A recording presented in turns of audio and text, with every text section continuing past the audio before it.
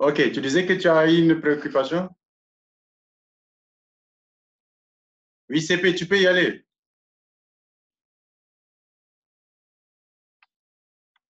Tu peux réactiver ton micro, CP. OK. OK. Oui. Disais? Je disais, la première, c'est concernant l'analyse factorielle exploratoire. Exploratoire, oui. Oui. Au niveau de l'application de la vidéo qu'on a avec vous, nous sommes limités juste à tester si les modèles pouvaient être expliqués à partir d'un facteur. Et toute la suite, en fait, la vidéo s'était arrêtée. Nous n'avons pas toute la suite. Donc, il fallait tester si ça pouvait, comment expliquer les données qu'on avait à deux facteurs et puis interpréter à la fin. Ah, OK. On s'était seulement arrêté avec vous au niveau d'un facteur et la suite, nous n'en disposons pas. Quoi. OK, on pourra peut-être revenir sur ça, hein, une petite séance de récupération. Mais il y a aussi pour l'analyse factorielle confirmatoire. Oui. Vous vous êtes arrêté au niveau de la vidéo, au niveau de l'estimation des valeurs des paramètres. Donc la suite aussi, nous n'en avons pas. OK, bon, on pourra faire une séance de récupération. Faites-moi, envoyez-moi ces préoccupations, même dans le groupe WhatsApp. Comme ça, je pourrais préparer une petite séance de récupération. OK, merci pour ça. Y a-t-il une autre préoccupation pour les autres participants? Nicolas, Jimmy? Non. OK. Donc, apparemment, il n'y a pas de préoccupations. Est-ce qu'il y a une question concernant, disons, ce que vous avez visualisé dans la vidéo du cours pour l'analyse de correspondance? Bon, je pense qu'en évoluant, il y aura des questions. All right. Pour le moment, tout est clair vu que c'est une suite des chapitres précédents. OK, voilà. Donc, ce qu'il faut retenir, c'est d'abord le fait que l'analyse des correspondances, c'est en fait une extension de l'analyse des composantes principales. Donc, si vous avez déjà maîtrisé l'analyse des composantes principales, c'est plus facile de comprendre également l'analyse des correspondances. Donc, aujourd'hui, ce qu'on va faire, c'est faire la pratique. Et je m'en vais immédiatement partager mon écran avec vous. Là, je vais d'abord partager mon écran Excel. Je ne sais pas si vous pouvez voir déjà ça. Oui. OK, en fait… Vous ne nous avez pas envoyé… Non, c'est plus facile d'ailleurs ici. C'est plus facile ici. Tout ce que vous pouvez faire, c'est saisir cette table ici, cette table de contingence. Vous la saisissez dans Excel, par exemple. La même table de contingence qui est dans les cours, là, dans la vidéo du cours. Vous pouvez tout simplement la copier ici. Alors, ce qu'il faut faire, c'est amener cette table de contingence dans R et la formater effectivement comme une table de contingence. Alors, pour faciliter la tâche, je vais prendre seulement les colonnes. Les colonnes de cette table, je les copie. Ouais, je laisse tomber les lignes parce que c'est pour aller plus facilement. Et R va identifier ces 5 modalités par des lettres alphabétiques, en fait. Alors, vous copiez cela. Vous copiez. Alors là, je vais partager mon écran R pour que vous puissiez voir. C'est ça. Alors, maintenant, quand vous arrivez, est-ce que vous voyez déjà mon écran R? Oui. Voilà. Alors, quand vous arrivez ici, vous allez utiliser, il y a toujours cette commande que nous utilisons généralement pour copier les données qui sont en mémoire. Mais ici, je vais l'utiliser un peu différemment. C'est-à-dire, je vais nommer, je vais agrandir ça pour que vous puissiez bien voir ça. Voilà. Alors, j'appelle cette table que je vais prendre ici. Ce sont mes données que j'amène d'Excel. Je l'appelle PG Kasai. Maintenant, ce qu'on a toujours utilisé, c'est ça. Cette partie-là. C'est ce qu'on a toujours utilisé. Mais je vais transformer cette table en une matrice. et ensuite la transformer en une table de contingence. C'est pourquoi je mets toutes ces que nous avons toujours utilisées dans la fonction sMatrix, okay, qui va d'ici et qui se limite à cette parenthèse. Alors, ça va transformer les données que je viens de copier en mémoire comme une matrice. Mais pour les utiliser comme une table de contingence, il faut utiliser maintenant la formule, la fonction asTable. Okay? asTable, c'est ce qui va nous amener à cette troisième parenthèse. Alors, dès que je confirme cela, je vais immédiatement avoir une table de contingence. Là, je l'ai nommé PG Kasai. Donc, comme je dois l'avoir dit dans la vidéo de cours, ce sont les données réelles que nous avons collectées sur le terrain l'année passée, au mois d'octobre, dans les Grands Kasai.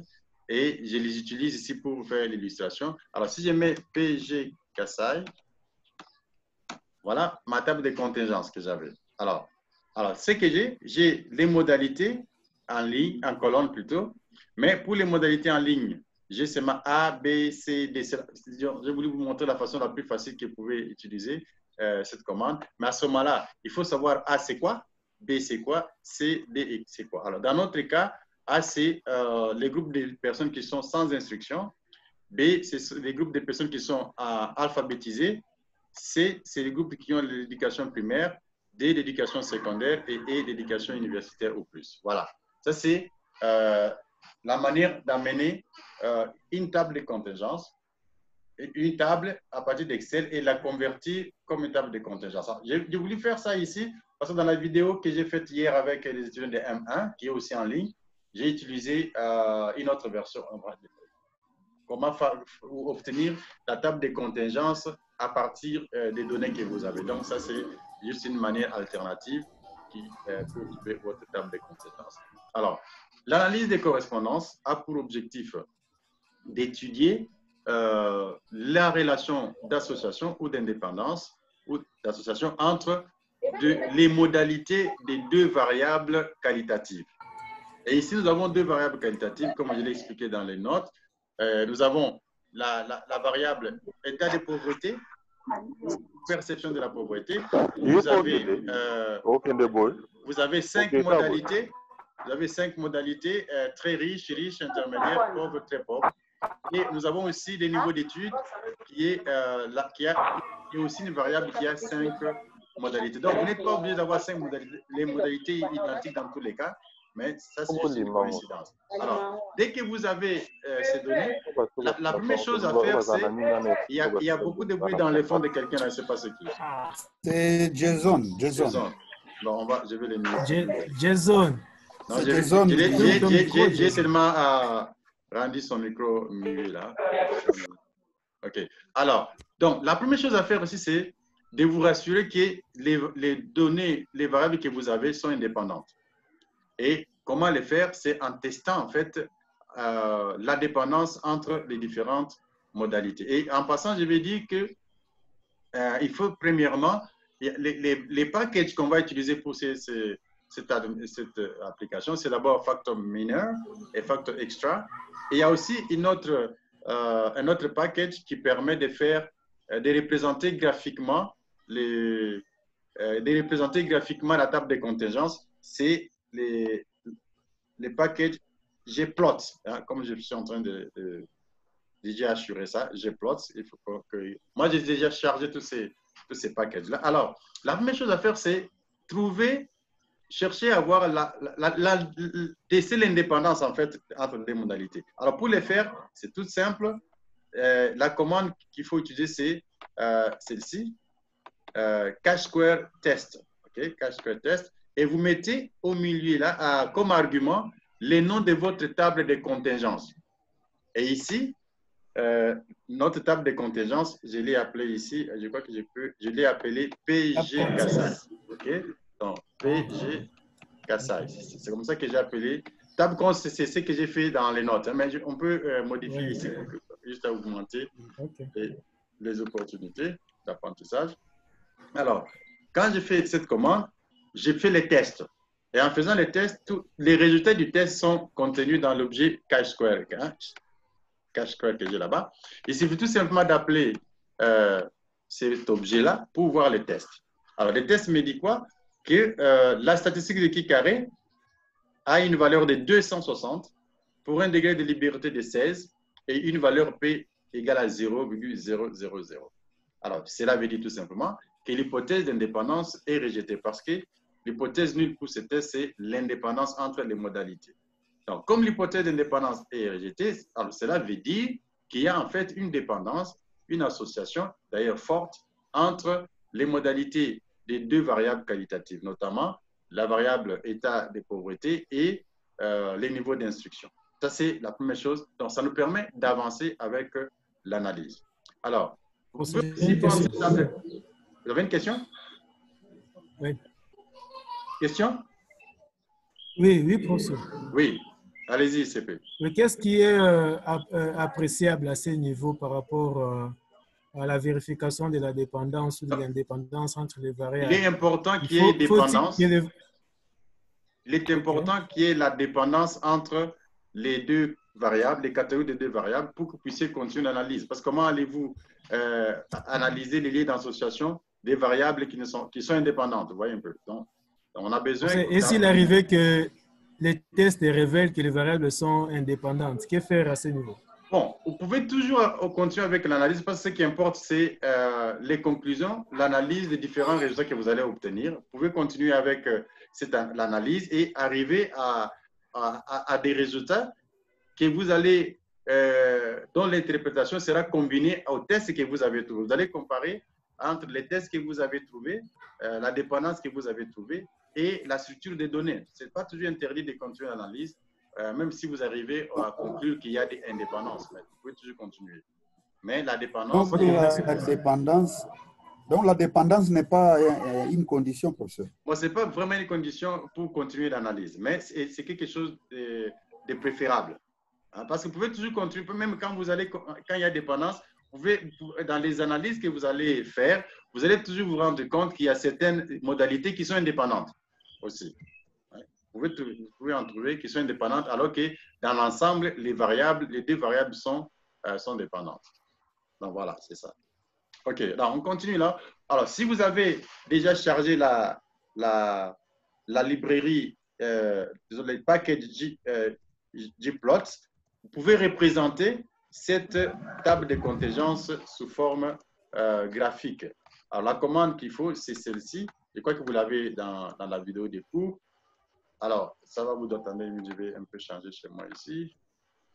Alors, vous avez cette table de contingence qui est représentée graphiquement, en fait, et vous avez les différentes modalités pour les niveaux d'études et les niveaux de pauvreté. Alors, ça vous montre, ces graphiques en bulle vous montrent l'importance des fréquences de la réalisation conjointe des modalités des deux variables. Vous pouvez voir directement que la catégorie des personnes qui ont les niveaux secondaires, il y a 1676 personnes qui sont très pauvres. Et c'est les nombres les plus élevés dans cette catégorie, dans cette colonne très pauvre. Et vous pouvez vous rendre que ça représente aussi une très grande proportion. Donc, ce graphique est intéressant. Alors, regardez ici, nous avons dans cette commande, vous avez main PG Kasai. Je peux changer, c'est juste les titres ici. Dans les titres PG Kasai, je peux enlever PG Kasai et mettre, par exemple, attendez, je peux, par exemple, me donner notre titre à ces graphiques. Donc, je peux dire, par exemple, graphique de la table de contingence. Par exemple, si je fais comme ça et j'exécute, vous voyez, ça change directement les titres. Donc, vous voyez, graphique de la table de contingence. Donc, vous pouvez utiliser vous pouvez changer les titres de la table de contingence. Voilà. Donc, nous allons continuer avec l'analyse. Alors, l'étape suivante, c'est de faire l'analyse des correspondances elles-mêmes. Alors, à ce moment-là, vous avez besoin de charger les facteurs, disons les packages qu'il faut. Vous chargez les packages, notamment les packages facteurs mineurs, vous chargez facteurs extra, et vous pouvez alors faire l'analyse de correspondance. Ici, je vais nommer tous les résultats vont être gardés dans un objet que j'appelle PG Kasai CA. Donc, CA, c'est pour Correspondence Analysis. Et la fonction qu'il faut, c'est CA. Faites attention, ça doit être en majuscule. CA majuscule. Et j'ai les fichiers qui contiennent les données dans ma table de contingence. Et NPC, c'est le nombre des composantes principales qui doivent être retenues. Et graph, c'est juste une valeur logique qui permet d'afficher ou de ne pas afficher les graphiques des modalités. Alors, je prends ça. Pour l'instant, je ne vais pas afficher ça, les graphiques. Je vais les faire à une certaine étape. Je copie la commande et j'exécute ça. Alors, là, directement, j'ai tous mes résultats qui sont gardés dans l'objet que j'ai créé et que je peux voir, immédiatement. Alors, j'ai les résultats ici. Tous les résultats sont gardés dans ces objets ici, dans 12 objets. On me dit result of the correspondence analysis. On me dit d'abord l'information concernant ma table de contingence. On me dit the variable has 5 categories. Il y a 5 catégories pour la variable en ligne, ça c'est le niveau d'étude, et aussi 5 catégories pour la variable en ligne, c'est le niveau de pauvreté. Et puis en plus, même si vous n'aviez pas fait les tests d'indépendance, de qui carré, les résultats vous donnent déjà les tests là. Parce que vous avez la valeur de qui carré correspondant à ces deux variables, pour tester l'indépendance entre les deux variables et des 259,9969. Or, qui n'est rien d'autre que 260 qu'on avait trouvé.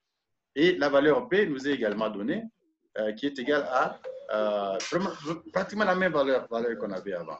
Donc, même si vous n'avez pas fait les tests d'indépendance avant, vous pouvez toujours juger l'indépendance des deux variables à ce niveau. Alors, comment sont organisés ces résultats? C'est premièrement, nous avons les valeurs propres, et puis nous avons les résultats concernant les variables, les colonnes, les modalités en colonne, et les résultats concernant les résultats, les modalités en ligne, et d'autres résumés concernant les données. Alors, ce qu'on peut faire maintenant, c'est quoi? C'est comment utiliser ces données que nous avons? Comment exploiter ces données que nous avons? C'est là où on va utiliser les packages FactorMiner Extra, parce qu'en fait, Extra, c'est pour extraire en fait les différents résultats. Nous utilisons les packages FactorMiner pour faire les calculs, mais ça peut aussi faire des représentations graphiques, mais les packages Factor Extra, lui, fait des meilleurs graphiques, alors c'est pourquoi on ne les pas faire. Alors, la première chose à faire, c'est extraire d'abord les valeurs propres. Et vous savez, dans l'analyse des composantes principales, les valeurs propres permettent de déterminer, nous donnent d'ailleurs la contribution de chaque modalité ou de chaque variable. Ça, c'est dans l'analyse des correspondances principales, des composantes principales. Ça nous donne la contribution de chaque variable à la variance totale. Ici, ça serait exactement la même chose. On va nous donner la contribution de chaque dimension ou de chaque composante principale à la variance totale. Alors, j'ai gardé cela dans toutes les variables propres. Je les ai extraites dans un objet appelé val propre, que je peux maintenant visualiser. Voilà. Alors, quand je visualise, j'ai 4 dimensions qui sont retenues ici, en fait. Mais remarquez très bien, dans la commande que je venais de passer, je crois que c'est tout juste ici, j'avais demandé qu'on peut me montrer 6 composantes. OK? Mais ici, on m'a montré que 4. Donc, de manière optimale, il y a 4 composantes qui ont été sélectionnées. Mais une remarque très importante, c'est que les valeurs propres ici, dans cette analyse, sont inférieures à 1. D'ailleurs, ça varie entre 0 et 1. C'est vraiment inférieur à 1, contrairement au cas de l'analyse des composantes principales, où on avait dit, selon la règle de Kaiser, qu'il fallait retenir les dimensions dont oui, on m'a bien attendu une minute, dont les valeurs propres sont supérieures à 1. Alors ici, ce n'est pas le cas. On regarde ici, on va juste regarder à la contribution des dimensions. Quelles sont les dimensions qui contribuent plus? On se rend compte ici, en fait, c'est les 2 premières dimensions. Là, la première dimension compte pour 87% de la variance contenue dans les données. Et la dimension 2 contient 9, pratiquement 10. Et quand vous additionnez, vous avez 97%. Oui, CP, tu as une question? Oui, professeur. Oui. c'est concernant la détermination des valeurs propres. Oui. Nous avons vu avec le modèle ACP que pour déterminer les valeurs propres, il fallait passer soit par une matrice de corrélation, soit par une matrice de variance. Mais ici, des covariances, pardon. Mais ici, j'ai vu que vous avez juste donné une commande. Est-ce que c'est une autre procédure par laquelle on peut passer pour obtenir les mêmes résultats, même au niveau de l'analyse des composantes principales? Non. Au niveau de si vous remarquez très bien, au niveau de l'analyse des composantes principales, nous sommes partis des données, des données sur un certain nombre d'observations pour construire un tableau. Et ce tableau-là, c'est le tableau de covariance ou le tableau de corrélation. Et c'est sur ce tableau-là, ou cette matrice, en fait, qu'on a calculé les valeurs propres. Et ici, nous avons déjà une matrice. Vous voyez? Nous sommes à l'étape où les variables que nous utilisons, c'est déjà l'objet que nous utilisons pour l'analyse, c'est déjà une matrice. Donc, on peut calculer, utiliser cette matrice pour la procédure de calcul.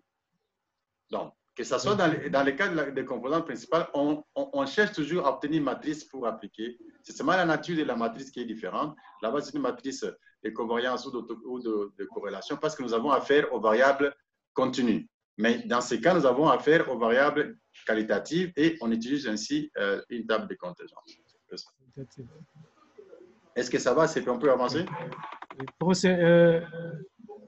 Oui, ça va, mais j'avais une autre question. Oui, allez-y. Déterminer les facteurs principaux, plutôt. Les dimensions. Le nombre de facteurs à retenir, donc les dimensions. Oui.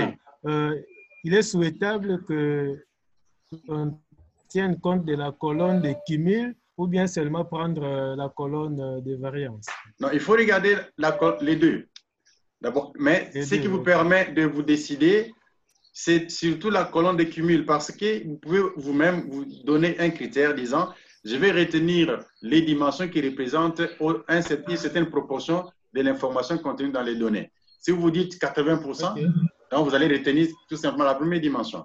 Mais si vous vous dites 90%, plus de 90%, alors vous allez combiner et la première dimension et la deuxième dimension. Mais je crois que ça fait du sens de représenter, d'avoir au moins deux dimensions parce que les analyses se font dans un plan à deux dimensions, en fait. OK. On va avancer? Oui. OK. Alors, à part cela, nous avons d'autres informations qu'on va tirer. On va essayer d'aller vite pour ne pas prendre trop du temps parce que la faculté nous a dit qu'il ne faut pas trop prendre du temps en ligne. Il faut respecter le nombre d'heures. Alors, la prochaine qu'on va faire, c'est que nous pouvons représenter graphiquement ces valeurs propres. Okay? On peut les représenter graphiquement comme nous avons fait avec l'analyse des composantes principales. Donc, voilà, nous avons les valeurs propres représentées graphiquement et c'est aussi un outil pour choisir le nombre de composantes qu'il faut retenir. Et on a dit, soit au niveau de l'analyse des composantes principales, qu'il faut retenir les nombres en étudiant les critères du coude. Il faut retenir comme nombre de composantes, les nombres au-delà duquel toutes les composantes ou toutes les contributions ou toutes les valeurs propres deviennent relativement petites et des dimensions similaires. Donc, à ce moment-là, on peut regarder ici et voir que la première et la deuxième dimension peuvent nous aider à décrire correctement les données, d'autant plus que cela représente 97% des informations contenues dans les données. Voilà, ça confirme en fait ce que nous avons fait au niveau des valeurs propres que nous avons représentées. Alors, l'étape suivante consiste à extraire certaines informations basées sur, d'une part, les modalités des colonnes et d'autre part, les modalités de lignes. Alors, qu'est-ce qu'on poursuit dans tout cela? C'est de voir quelles sont les modalités similaires. Parce qu'en fait, chaque modalité ici représente un groupe d'individus. Quels sont les individus qui sont similaires dans leurs caractéristiques? Et à ce niveau-là, on va utiliser, on va commencer avec les modalités en ligne, c'est-à-dire les niveaux d'études. Et là, je vais extraire tous ces objets-là, toutes ces informations et les sauvegarder dans un objet que je vais appeler ligne. OK? Je vais appeler ça ligne pour juste extraire ces ces informations-là. Et si j'appelle mon objet que j'appelle ligne, alors j'ai toutes ces informations qui ne sont rien que ce qui est déjà là. Alors j'ai les coordonnées, c'est la manière dont les différentes modalités sont représentées sur les axes. J'ai les cosinus carrés qui donnent la qualité de représentation, la contribution en pourcentage de chaque modalité à l'explication de chaque axe, et puis l'inertie, donc l'explication, la contribution de chaque modalité à l'inertie ou à la variance de chaque dimension. Alors, dès là, je peux utiliser ces informations pour les représenter graphiquement. C'est toujours important de les représenter graphiquement parce que cela nous permet en fait d'étudier les similarités ou les contributions. Alors, je commence avec, je vais sélectionner, je prends la qualité de la représentation des dimensions sur les différentes dimensions. Voilà, j'ai ici la représentation. Rappelez-vous que pour qu'une variable, dans l'analyse des composantes principales, pour qu'une variable puisse être considérée comme étant bien représentée sur un axe, il faut que son cosinus carré puisse tendre vers 1. Donc, c'est la même logique que nous avons ici.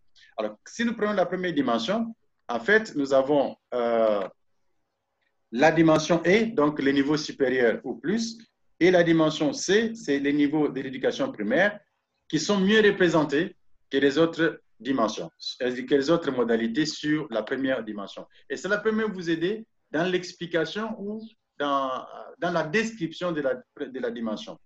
Au contraire, quand nous regardons les autres dimensions, notamment la dimension 2, il n'y a aucune modalité qui est vraiment mieux représentée au titre de la définition de la représentation sur un axe. Parce qu'aucune de ces modalités n'a eu un cosinus carré proche de 1. Mais néanmoins, on peut se rendre compte que la modalité D, c'est-à-dire secondaire, est mieux représentée par rapport à d'autres modalités.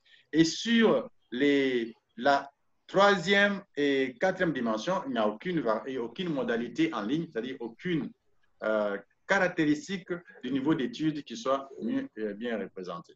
Donc, on peut déjà comprendre que la première dimension décrit en fait les disparités entre les personnes qui ont un niveau d'études supérieur et les personnes ayant un niveau d'études primaire. Donc, c'est comme une disparité entre les deux extrêmes du système formel de l'éducation. Alors, et on peut avancer, nous pouvons prendre les contributions. On peut prendre les contributions. Je sélectionne parce que vous avez déjà la vidéo de cours. On prend les contributions. Les contributions, c'est un pourcentage. Quelle est la contribution de chaque modalité à l'explication de la dimension? On se rend compte que les niveaux supérieurs expliquent 56%. Et ça ne fait que réconforter la position que nous avons lorsqu'on a analysé la représentativité, parce que là, on a trouvé que les niveaux supérieurs est mieux représenté sur la première dimension. Mais il y a également la dimension des personnes sans éducation qui représente 20%. En fait, pour vous décider si une catégorie est mieux représentée, il y a Michel qui tente vraiment d'entrer, mais ça n'arrive pas. Donc, pour savoir, pour dire si une catégorie est mieux représentée, contribue suffisamment à l'explication d'une dimension, il faut prendre un critère qui est celui de la moyenne, des contributions. Sur 100%, nous avons 5 dimensions, donc avec 0,20, on peut déjà considérer qu'il y a une bonne représentativité. Là, il nous reste 10 minutes, on va courir vite là pour aller rapidement. Alors, l'étape suivante, c'est de visualiser les graphiques. Les graphiques des modalités en ligne et les modalités en colonne. Donc, ce que je vais expliquer pour les modalités en ligne est aussi valable pour les modalités en colonne. Donc, pour nous permettre d'aller assez rapidement. Alors, quand vous représentez graphiquement, en fait, les colonnes, je vais vous donner ça. Je vous l'ai dit, les modalités en ligne, nous obtenons en fait c'est graphique. OK? Alors, A, c'est, on a dit, c'est sans instruction. B, c'est alphabétisé. C, niveau primaire. D, niveau secondaire. Et niveau supérieur. Alors, quelle est l'information que nous pouvons tirer de cette représentation graphique? Premièrement, c'est de voir les distances entre les catégories. Les catégories qui sont plus proches représentent des similarités. Et les catégories les plus éloignées représentent les dissimilarités. Ça, c'est la première chose. Et puis, en plus, les catégories qui sont sur des côtés opposés d'une dimension ont des caractéristiques opposées. Par exemple, on peut voir ici que les personnes alphabétisées, les caractéristiques, en fait, sont différentes de toutes les autres catégories. Donc, par rapport à la première dimension, ils sont opposés, les caractéristiques sont opposées aux personnes qui n'ont pas d'instruction. Et par rapport à la deuxième dimension, ils sont opposés à toutes les formations formelles, pour ainsi dire. Mais cependant, les personnes qui ont les niveaux d'études primaires et universitaires, plutôt secondaires et universitaires, ont des caractéristiques opposées à ceux qui sont sans instruction et ceux qui sont du niveau secondaire, du niveau primaire. On peut aussi tirer, CP, mais il faut savoir que bientôt, le temps est en train de couler. Oui, CP, vous pouvez parler? Allez-y.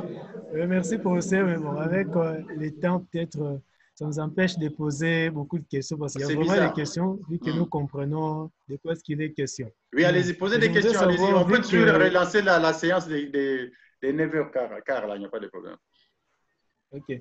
Vu que nous avons, je dirais, des catégories qui sont dans une même dimension, prenons A et B, qui sont dans la deuxième dimension. Bon, quelle interprétation que nous pouvons faire tout en sachant que les deux sont dans une même dimension? Parce que là, OK, en fait, ici, OK. Pour savoir... Ils sont opposés. C'est qu'ils sont dans une même interprétation. Bon, en fait, il y a Kassoua qui tente vraiment d'entrer, mais ça n'arrive pas. Je ne sais pas pourquoi. J'essaie de l'admettre, mais sans succès. En fait, ici, c'est ce que j'allais dire dans la suite, c'est que, à part les distances entre les catégories, on regarde aussi la distance entre les catégories et les dimensions. Okay? Les dimensions qui sont plus proches, les catégories qui sont plus proches d'une dimension sont les mieux représentées, comme nous avons ici les niveaux secondaires, primaires et universitaires qui sont mieux représentés sur la première dimension, sur la deuxième dimension que sur la première dimension. La modalité A est représentée, si vous regardez la distance entre la modalité A et les deux dimensions, c'est pratiquement identique. Mais au contraire, la modalité B est mieux représentée sur la première dimension, la deuxième dimension que la deuxième dimension. Donc, on peut aussi, sur base de ces distances-là, déterminer la représentation ou l'explication d'un axe par une certaine catégorie. Donc, ça c'est... maintenant, pour les dimensions qui sont... pour les variables, les catégories qui sont représentées sur une dimension, qui sont comme A et B, on peut considérer. Donc, la conclusion qu'on peut tirer ici, c'est que les deux catégories ont des caractéristiques opposées. Ils sont opposés. D'abord, c'est totalement différent parce qu'elles sont éloignées. Et puis, en plus, c'est souvent sur les deux cadrans opposés. Alors, on va dire que les deux groupes ont des caractéristiques opposées. Donc, c'est dans ce sens-là, de cette façon qu'on peut prendre la décision, quand c'est décidé. Est-ce que ça va? Oui, pour cela, vous avez interprété par rapport au fait qu'ils soient dans des cadrans différents. Oui. Qu'est-ce qu'il faut dire par rapport au fait qu'ils soient dans une même dimension, la dimension 2? OK, dans une même dimension, c'est-à-dire les deux décrivent la dimension, peuvent nous aider à décrire ou à expliquer la dimension. Mais seulement, cette explication va tenir compte du fait qu'il s'agit en fait des caractéristiques opposées. En d'autres termes, on peut dire que la dimension 2 décrit en fait les disparités entre les personnes sans instruction et les personnes ayant un certain niveau d'alphabétisation. Parce qu'ils sont, Ok. ça décrit la disparité, nous disons disparité dans quel sens? Parce que les deux se trouvent dans deux cadrans opposés. Ok, merci professeur. Ça va. Ok, donc on avance rapidement. Mais c'est la même chose. Oui? Tu as encore à dire? Allô? Prof. Excusez, prof. Oui, allez-y. Est-ce que vous avez une précision sur la catégorie D pour la troisième dimension? Oui. Ces contributions-là, est-ce que en tenant compte de l'aspect que vous venez de soulever, la moyenne, comme c'est 0,22, c'est une contribution qui peut être négligée par rapport à cette dimension-là, troisième dimension. Ok, c'est une bonne question. En fait, la troisième dimension ne compte que pour, on peut regarder un peu rapidement là, la troisième dimension ne représente que, c'est où là? 2,42% de l'explication. De l'explication totale. Donc, ce qui fait que les dimensions qui expliquent, voilà, okay. Globalement, les modalités qui expliquent une grande proportion, spécialement qui expliquent la première, la deuxième dimension, ce sont celles-là que nous allons retenir. Parce que les restes de l'explication est trop faible. OK. Voilà, donc on va passer rapidement.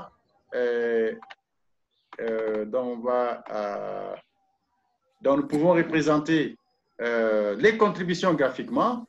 On peut représenter les cosinus pour trouver les contributions. Ça, vous avez ça dans les notes aussi.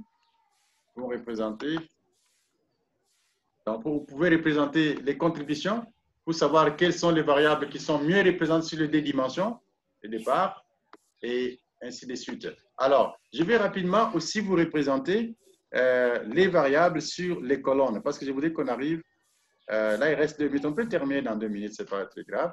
Alors, nous pouvons aussi représenter les colonnes. Si j'obtiens les informations sur les colonnes, j'obtiens les informations sur les colonnes et je représente les... qu'est-ce que je vais prendre là? Je représente les graphiques des colonnes, la structure des données dans les colonnes. Alors, j'ai ces graphiques ici qui me donnent... Alors, ça, c'est quoi là? Non, c'est pas ça. Je dois prendre les colonnes. Je pense que je n'ai pas bien copié.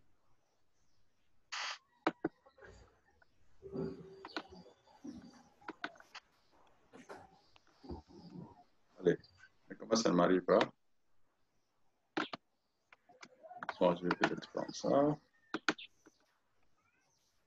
Voilà, oh là, les colonnes n'arrivent pas, donc je vais simplement écrire la commande, mais les temps aussi, je ma partie. Je vais écrire simplement la commande directement. Pour ça, on peut prendre la séance de 9h30 pour... Ok, alors on prend la... Non, c'est 9h15, je crois. Oh. C'est 9h15. Donc, on prend la séance de 9h15. Donc, on prend la séance de 9h15 juste pour continuer avec cette partie. Ok, non, là, je vous retrouve dans la... restez connectés. C'est devenu très rapide. Ah, c'est devenu très rapide. C'est devenu très rapide. Donc, quand on court derrière les temps, tout est rapide. Hein. Alors, je vous retrouve alors... Je vous retrouve dans la séance de 9h15 tout de suite là. Donc, comme il est déjà 9h14, donc il est 9h14, vous pouvez vous connecter directement. On redemande. Ok, merci beaucoup. À tout à l'heure. Ok.